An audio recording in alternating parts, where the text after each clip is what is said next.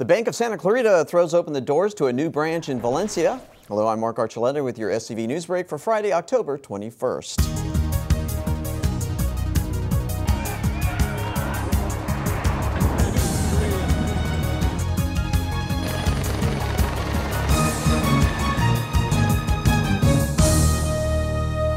At least 15 windows were shattered overnight Thursday in a vandalism spree that spread from Ruther Avenue to Sand Canyon Road. Vandals using a paintball gun shot marbles into random business windows, causing tens of thousands of dollars in damage. Deputies noticed a pattern developing as alarms began ringing around 10 p.m. and continued until 3 in the morning Friday. Several non-alarmed businesses called to report damage when they opened for business later in the morning. Anyone with information is encouraged to call the SCV Sheriff's Station at 255-1121. Santa Clarita has a new bank. The Bank of Santa Clarita threw a grand opening party Thursday for its newest branch at the corner of Magic Mountain and Citrus Street. This is the bank's third branch in the SCV. Executives think customers appreciate the personal touch that community banks offer. This whole issue with the large banks, with the too big to fail issues, with the TAR programs, is putting the community bank sector in a brand new spotlight. Unlike some of our competitors, larger competitors, we're offering free checking and things of that nature. Santa Clarita's jobless rate continues to improve. September unemployment in the SCV fell to 7.6% from 7.8% in August. Across Los Angeles County, the employment picture improved as summer came to an end. The biggest job gains were in the education sector as school employees returned to work. The Chiquita Canyon landfill off of Highway 126 has become a story of green sustainability. Landfills naturally produce methane gas due to waste decomposition. That captured gas is now powering a new 9.2 megawatt power plant. They were just burning the methane. Nothing else was being used with the methane. It was being brought up to the flares and it was just being burnt. Now, instead of just having the methane being burnt, we're actually producing electricity. Officials say the plant will reduce carbon dioxide emissions by 45,000 tons. The annual green benefits are equivalent to the planting of 83,000 trees, removing 75,000 cars from the road, and the conserving of more than 1 million barrels of oil. In the November 8th election, parent and school volunteer Priscilla Lofton is challenging incumbents for a seat on the Sulphur Springs School District Board, where there hasn't been an election in 8 years. In a candidates forum on KHTS, Lofton said that while she is a champion of the students, she does like some of the things the current board has done.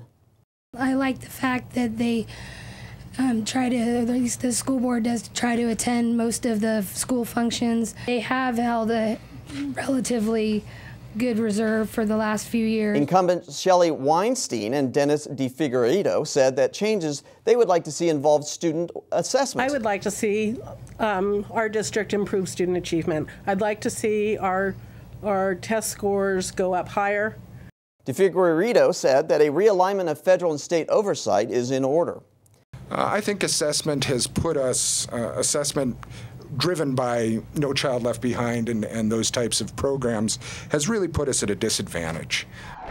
Candidates for the Saugus School District also spent some time in studio, including educator Stephen Winkler, who is challenging incumbents Rose Diaz and Rose Koscielny. Their spirited conversation was over charter schools. Winkler started the discussion. And I think the charter schools set the bar high, and we should make every possible effort in the Saugus Union School District to reach the bar that charter schools set and say we can be better than charter schools. Koscielny said that she was on the other side of the issue. Schools, I disagree with Mr. Winkler 100%. If you look at charter schools, you will find out there are just as many charter schools that are failing miserably. Diaz said that some things charter schools promise are already in place in Saugus. We don't have a lot of the issues that LA Unified might have, thank goodness. And so I think we do have a good education for kids. Hear all the podcasts at hometownstation.com or watch the programs on SCV TV this weekend.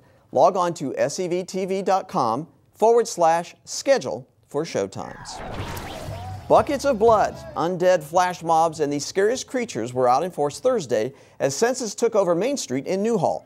The zombie invasion featured live music, food trucks, face painting, and tons of makeup. We ate a couple babies, we ate a couple 4-year-olds, we had a couple teenagers, and a lot of older people. That's why the blood is so nice and tasty. Next month, the Census theme is superheroes. The event is free. Be sure to fly down to Old Town Newhall in your Cape on the 17th to check it out. Well, clear skies today with a high of 86 degrees in Santa Clarita. Tonight's lows are expected to drop into the 50s, so if you're watching football outside, you better bundle up. We've got a warm weekend in store with highs in the 90s expected on Saturday and Sunday, and things will cool off again next week. Well, mapping the world is a big job for the folks at Google who made their way to Santa Clarita Friday. The Google Street View team scoured both COC campuses in Valencia and Canyon Country using a combination of both auto and bike-mounted 360-degree cameras. The images will be added to the Google Maps in the coming weeks. For more Santa Clarita news, log on to hometownstation.com or scvnews.com. Thank you for joining us. I'm Mark Archuleta.